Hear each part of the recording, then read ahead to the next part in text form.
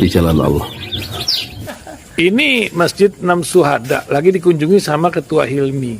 Modal awalnya berapa Pak Yudi Pramuko? 750.000 Rp750.000 aja. Jadi ini 500 jutaan nih barang. Sekarang udah habis 310. Masya Allah, tuh udah pakai keramik, plafonnya tinggal.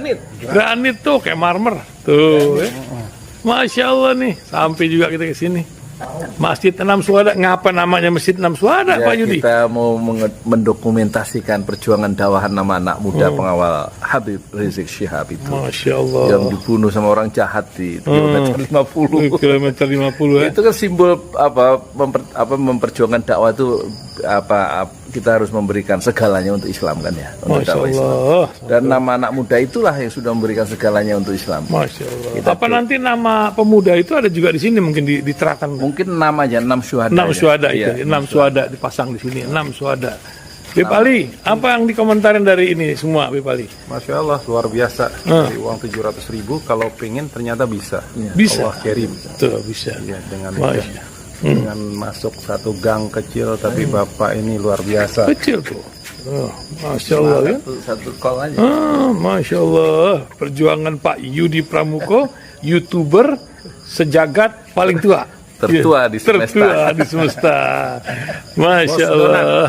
Tukang donat. Tukang donat. Tukang donat dari Paru. Ini saya laporkan dari lapangan ini, langsung dari Masjid Enam Syuhada. Masya Allah. Dan ini dia. Dalam lihat ah.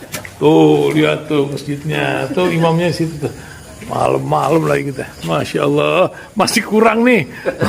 Atapnya katanya transfer aja dari rekeningnya di bawah tuh. Assalamualaikum warahmatullahi wabarakatuh. Saya Yudi Pramuko, tukang donat dari Parung, YouTuber tertua di semesta. Moga-moga penonton sehat ya. Allah waliyuna fid dunya wal akhirah. Allah pelindung kita ya di dunia, dan Allah pelindung kita dalam kehidupan di akhiratnya. Jadi tetaplah berpegang teguh kepada Allah yang akan melindungi kita dalam kehidupan dunia yang penuh fitnah ini, dan juga akan melindungi kehidupan kita di akhirat yang penuh dengan bahaya akhirat. Ini saya pakai kacamata karena saya diserang oleh sakit mata ya, dua-duanya merah. Dan tentu kita hari ini akan membahas kenapa Anies itu ditolak oleh lawan-lawan politiknya supaya dia tidak bisa maju ke dalam pencapresan 2024. Itu jawabannya sederhana ya.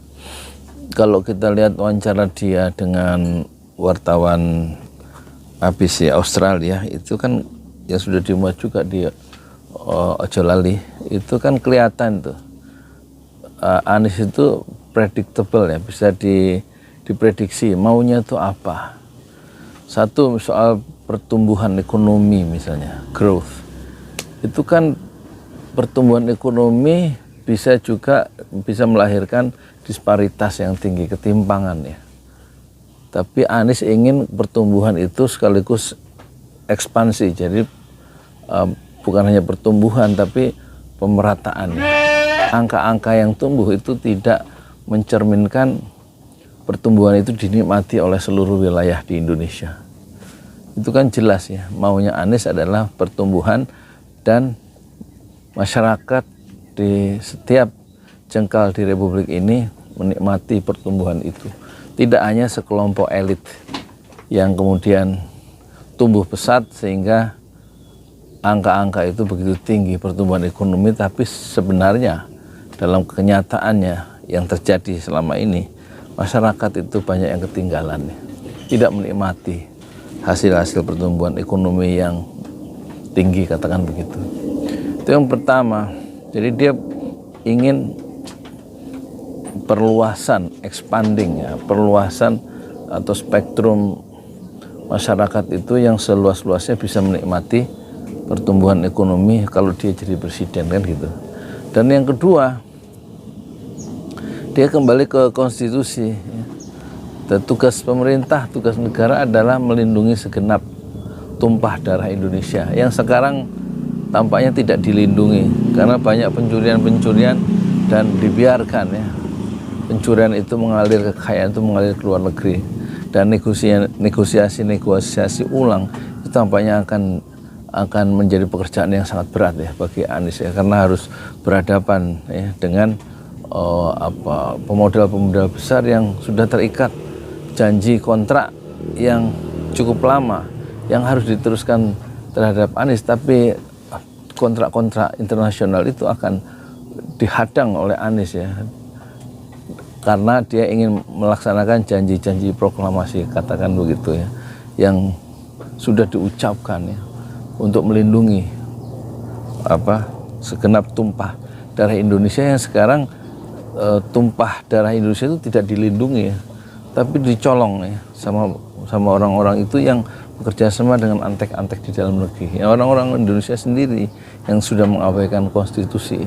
Dan kemudian itu dia akan melaksanakan konstitusi, salah satunya adalah keadilan sosial bagi seluruh rakyat Indonesia. Itu yang kita berikan, yang kita bisa ambil dari kesimpulan-kesimpulan yang tersebar, wawancara-wawancara Anies yang tersebar di media massa. Jadi keadilan sosial itu hendaknya dinikmati oleh semua kelompok agama, semua kelompok masyarakat, dan mereka harus diperlakukan secara setara, diberikan peluang-peluang yang sama, bukan mematikan yang besar, tetapi memberikan peluang-peluang yang sama bagi yang kecil ya.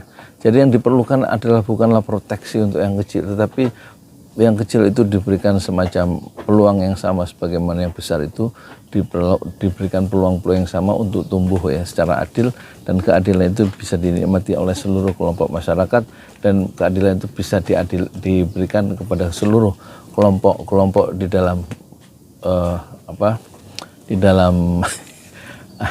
di dalam kelompok masyarakat kita. Jadi keadilan sosial bagi seluruh rakyat Indonesia adalah salah satu kata kunci untuk memahami Anies Baswedan ya, untuk memahami Anies Baswedan.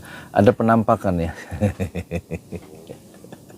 Udah dulu ya. Jadi karena begitu jelasnya, begitu jernihnya, begitu terangnya Anies Baswedan di dalam menjelaskan apa yang akan dia kerjakan jika kekuasaan itu ada di tangan, dan itu tampaknya akan mengancam ya, akan mengancam dominasi atau kepentingan kelompok atau kepentingan grup yang lain, kelompok-kelompok bisnis yang lain yang merasa jika Anies itu berkuasa akan menggerus ya privilege, keistimewaan yang selama ini mereka dapatkan karena dipayungi, diberikan proteksi politik oleh rejim ini. Dan dari titik itu ya, kemudian mereka, orang-orang itu mencoba memusnahkan Anies Baswedan dari pentas nasional sebelum dia berlaga dalam pemilu 2024. Saya Yudi Pramuko, tukang donat dari Parung, YouTuber tertua di semesta Fasbir Sabron Jamilah. Bersabarlah dengan kesabaran yang indah. Assalamualaikum warahmatullahi wabarakatuh. Berisik. Ada penampakan, ada suara kambing.